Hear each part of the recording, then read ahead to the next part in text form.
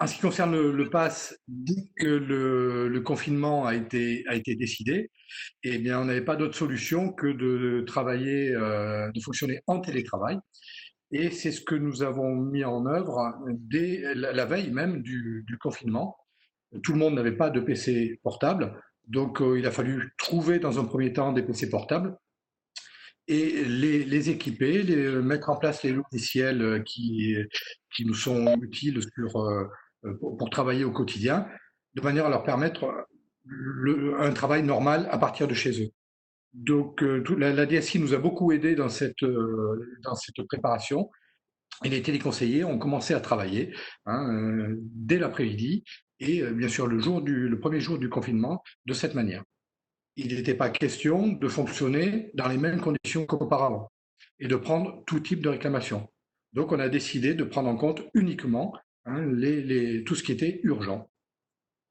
Donc on a fonctionné comme ça, avec 200 à 300 appels par jour, 5 conseillers connectés quotidiennement.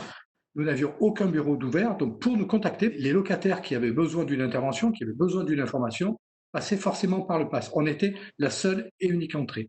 J'avoue qu'on avait quand même pas mal de remerciements, de gens qui appréciaient d'avoir quelqu'un qui leur répond.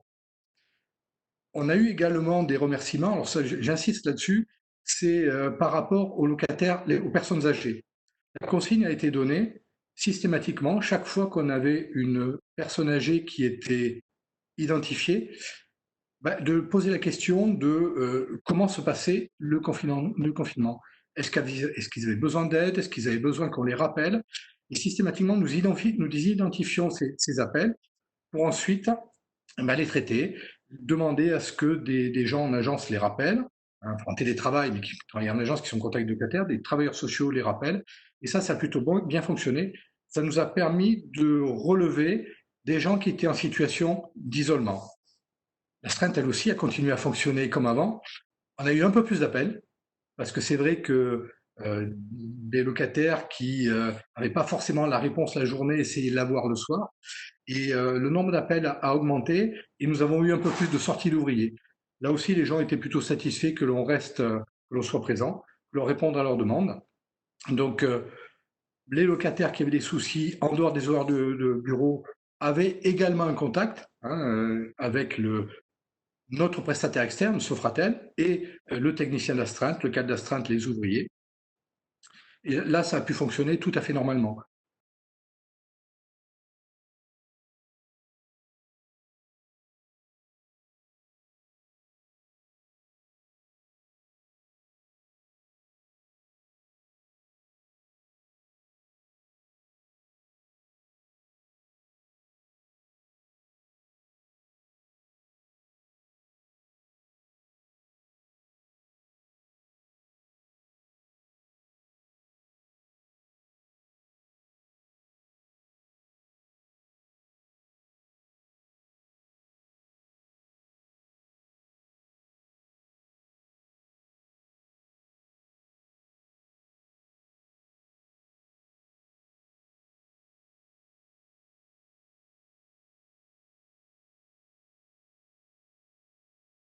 Alors,